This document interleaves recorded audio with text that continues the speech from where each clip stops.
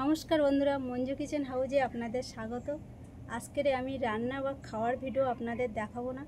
আজকের আমি আমাদের চুলের যে এই বৃষ্টির সময় প্রচণ্ড পরিমাণে আমাদের মেয়েদের মাথার চুল কিন্তু ঝরে যায়। কার কি হয় জানি না, আমার তো হয় এরকম বৃষ্টির সময়।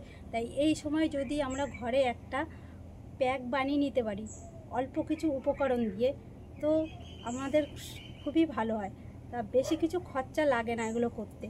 তো আপনারা পুরো ভিডিওটা প্রথম থেকে শেষ পর্যন্ত দেখতে থাকুন যে আমি কি করে আমি প্রথমেই জবা ফুল গাছ থেকে কিছু কড়ি আমি তুলে নেব।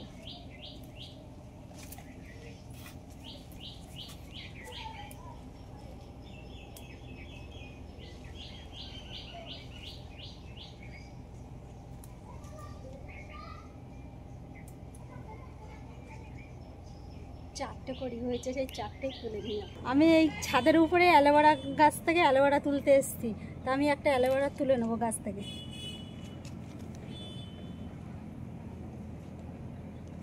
একটা অ্যালোভেরা তুলে নিয়েছি, দেখি আরেকটা নেওয়া যেত অন্য জায়গায়। তার সাথে সাথে কতগুলো চারাও নিয়ে নিয়েছি, বাড়ি থেকে বসিয়ে দেবো। এই রাস্তার সাইড দিয়ে আমি কিছুটা দুর্ব ঘাস তুলে নেবো।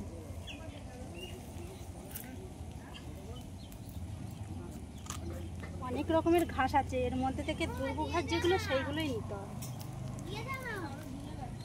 দুর্ব ঘাসগুলো এরকম 3 পাতা মতন দেখলেই বোঝা যায়, এইগুলোই নিতে হবে।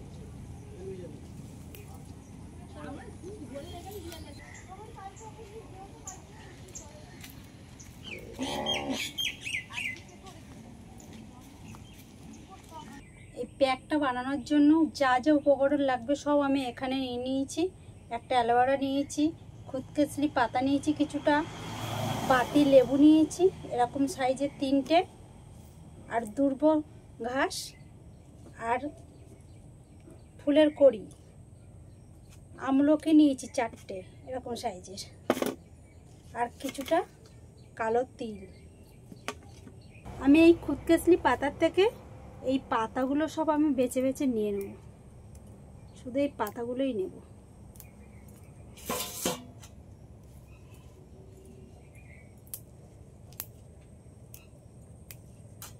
এই পাতাগুলো আগে আমাদের যখন আমরা ছোট ছিলাম তখন আমাদের মা কাকিরা কী করতো, এই পাতা রস করে ন্যাড়া করলে এই পাতার রস লাগিয়ে দিত। এর খুব উপকার, চুল কালো করে প্রচণ্ড পরিমাণে এই পাতার রসে। এখন তো সচরাচর পাওয়াই যায় না, আমার মা অনেক দূর থেকে এই পাতাগুলো তুলে এনে দিয়েছে।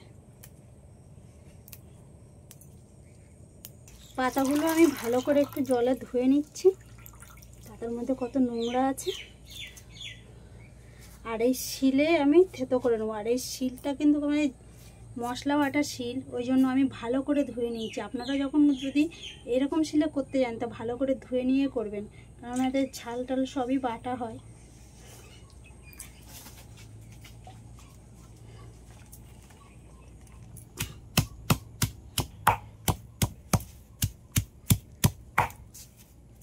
এইরকমভাবে যতটা পারবো থেতো করে নেব।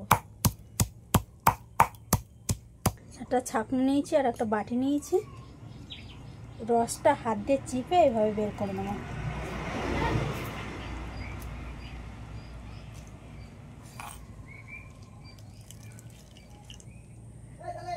পাতাটা থেতো করেছি তো পুরো কিরকম কালো হয়ে গেছে, আর হাতও পুরো কালো হয়ে গেছে। মাথায় দিলে তাহলে চুলও এরকম কালো হয়ে যাবে। মাথার চুলও যেমন কালো করে আর গোড়াও শক্ত করে। এবারে এই দুর্ব ঘাসটাও থেতো করে একইভাবে রস বের করে নেব।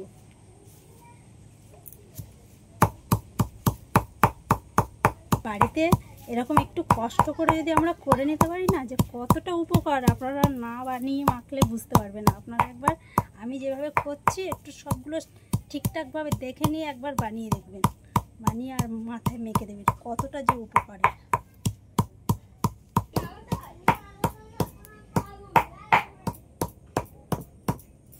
ছেলে মেয়ে সবাই মাখতে পারে। একইভাবে এই রসটাও বের করে নেব। আমি এখানে 25 গ্রাম কালো তিল নিয়েছি। আপনারা এই তিলটা দশকর্মার দোকানেই পেয়ে যাবেন। আমি এবার এই তিলটা একটু জল দিয়ে ভালো করে ধুয়ে নেবো, ধুয়ে আর শিলনোড়ায় বেটে নেব।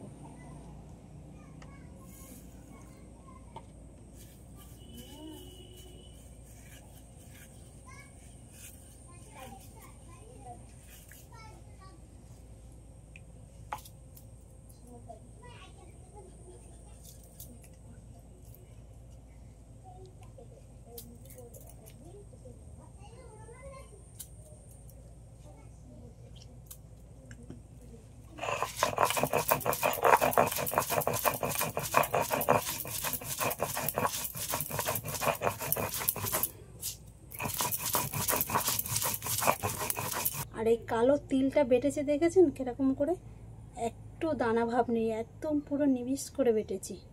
এরকম করেই বাটতে হবে এটা। এই রসের মধ্যে নিয়ে নিলাম, যে রসটা করে রেখে দিয়েছিলাম।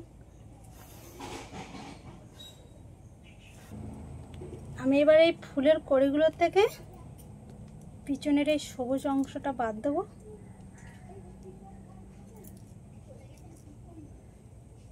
ভিতরের এই যে ঘন্টা মতন এইটাও বাদ দিয়ে দেবো।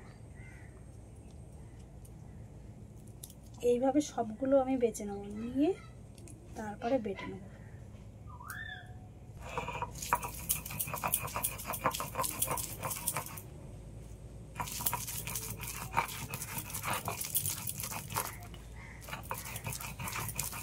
আর এই ফুলটা কিন্তু একটু লাল লাল ভাব, এই বাটলে কিন্তু একদম পুরো একটা নালা নালা ভাব মতন।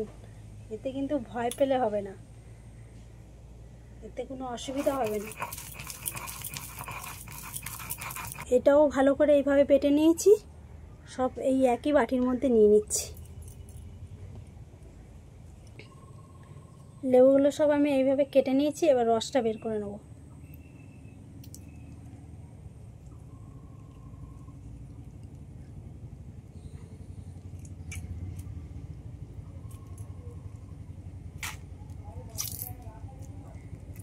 এবার আমলকিটাও শিলনোড়ায় একটু থেতো করে নেব।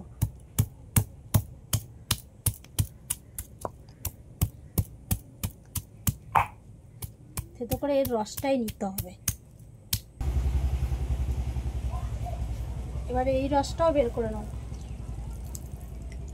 এর কালারটা একটু চেঞ্জ হয়ে গেছে, কেননা শিলে একটু আগেই আমি ফুলটা বেটেছি, ওই জন্য এর কালারটা এরকম হয়ে গেছে, লাল হয়ে গেছে জলটা। জল না, রস।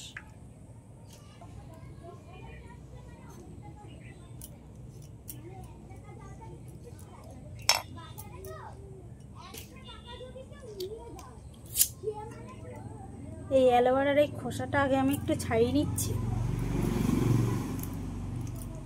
আমি এই অ্যালোভেরাটা অল্প করে বের করে নিয়েছি।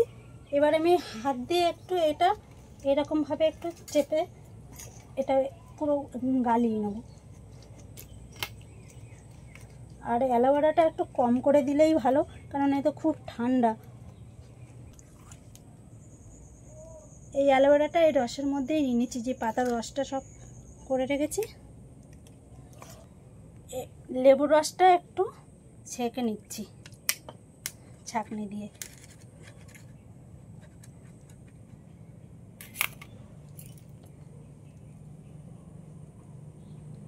আমলকির রস,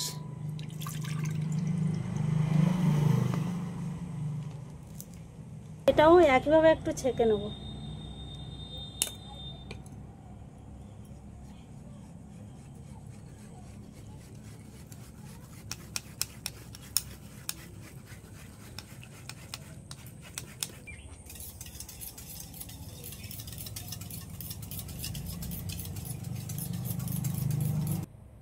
এক বাটি মাথায় মাখার জন্য প্যাক বানিয়ে নিয়েছি। আর এটা যখন বানাবেন, লেবুর রস, যে কোনো লেবুর রস দিতে যাবেন না, পাতিল লেবুর রসটা দেওয়ার চেষ্টা করবেন। আমি যে এখানে এই যে এক বাটি বানিয়েছি, এটা যাদের বড় চুল মাথায় তাদের দুজনের ভালোভাবে হয়ে যাবে, আর যদি ছোট চুল হয় তাহলে তিনজনের ভালোভাবে হয়ে যাবে। তো এটা কি করে ব্যবহার করতে হবে সেটাও আপনাদের আমি বলে দিচ্ছি। স্নান করার আগে আধ ঘন্টা আগে মাথায় লাগাতে হবে, আধ ঘন্টা লাগিয়ে ভালোভাবে শুকিয়ে নিতে হবে, তারপরে চুল ধুয়ে ফেলতে হবে। সেদিন আর শ্যাম্পু করা যাবে না, পরের দিন শ্যাম্পু করতে হবে। তাই এটা কিভাবে মাখবে সেটাও আপনাদের দেখাচ্ছি, আপনারা দেখতে থাকুন।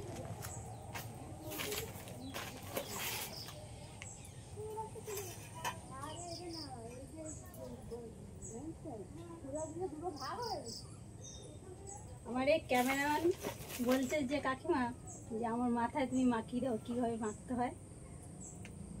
তা আমি ওকেই মাখিয়ে আপনাদের দেখাচ্ছি।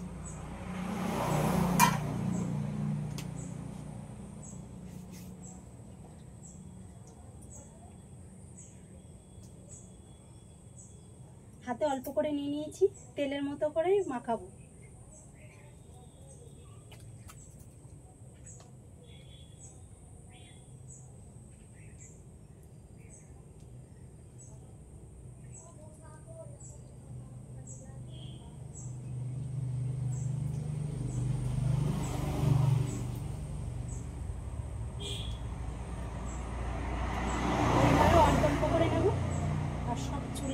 ভালোভাবে লাগিয়ে নেব।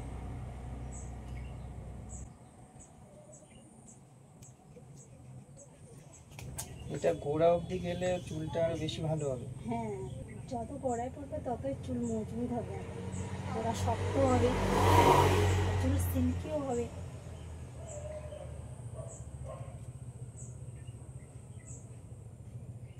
চুলটা শুকানোর পরে আধ ঘন্টা পরে মাথাটা ধুয়ে ফেলবি। আর আজকের শ্যাম্পু আর করবি না, পরের দিনকে গিয়ে শ্যাম্পু করে নিবি। এক সাইড হয়ে গেছে, এক সাইড।